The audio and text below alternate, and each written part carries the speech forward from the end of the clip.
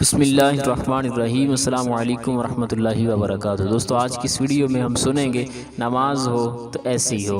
حضرت خلف بن ایوب رحمۃ اللہ علیہ نماز میں تھے کہ انہیں کسی جانور نے کاٹ لیا اور خون بہنے لگا، مگر انہیں محسوس نہ ہوا یہاں تک کہ کوئی باہر سے آیا تو انہوں نے دیکھا۔ نماز کے بعد انہوں نے بتایا اور خون آلود کپڑا بھی دھویا۔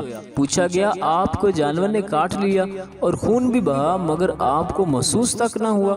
آپ نے جواب دیا اسے کیسے محسوس ہوگا جو اللہ کے سامنے کھڑا ہو، اس کے پیچھے ملک الموت ہو، بائیں طرف جہنم اور قدموں کے نیچے پل صراط ہو۔ اللہ اکبر! کیا انداز تھا ہمارے بزرگان دین کا نماز ادا کرنے کا۔ حضرت ابن عباس رضی اللہ عنہما کا قول ہے کہ جس نے دل کو حاضر کر کے 2 رکعتیں پڑی، سیاہ دل والے کی ساری رات کی عبادت سے بہتر ہے۔ اور فرمان نبوی ہے اللہ تعالیٰ اس نماز کی طرف نہیں دیکھتا جس میں انسان کا دل اس کے بدن کے ساتھ شامل عبادت نہیں ہوتا۔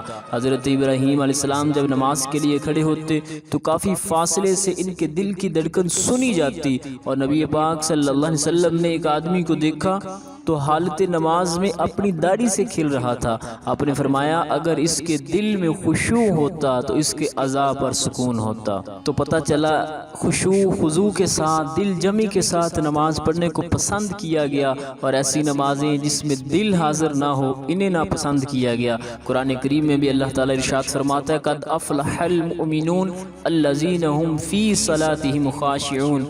وہ مومن نجات پائیں گے جو اپنی نماز خشوع و خضوع کے ساتھ ادا کرتے ہیں۔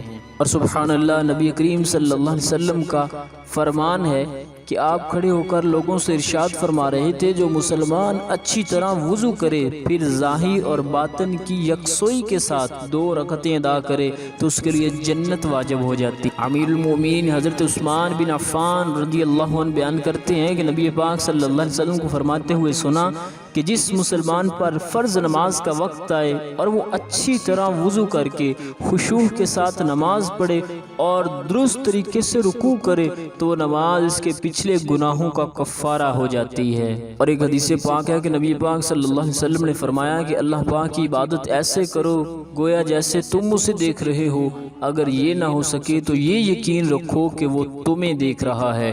صحابہ کرام علیہم رضوان اس قدر سکون اور اطمینان سے نماز ادا کرتے کہ حضرت سیدنا صدیق اکبر رضی اللہ عنہ جب نماز ادا کرتے تو ایسے لگتا جیسے کوئی میخ لگی ہوئی ہے، اتنے سکون کے ساتھ۔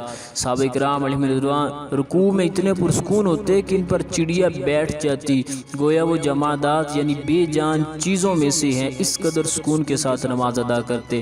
حضرت علی رضی اللہ عنہ جب نماز کا وقت قریب آتا تو ان کے چہرے کا رنگ بدل جاتا، آپ پر لرزہ طاری ہو جاتا۔ کہا گیا امیر المومنین آپ کو کیا ہو گیا؟ آپ نے فرمایا اللہ تعالیٰ کی امانت کی ادائیگی کا وقت آ گیا جسے اللہ تعالیٰ نے آسمانوں زمین اور پہاڑوں پر پیش کیا تھا، مگر انہوں نے معذوری ظاہر کر دی اور میں نے اسے اٹھا لیا۔ صحابہ کرام علیہم رضوان اور بزرگان دین کس قدر سکون اور اطمینان سے نماز ادا کرتے۔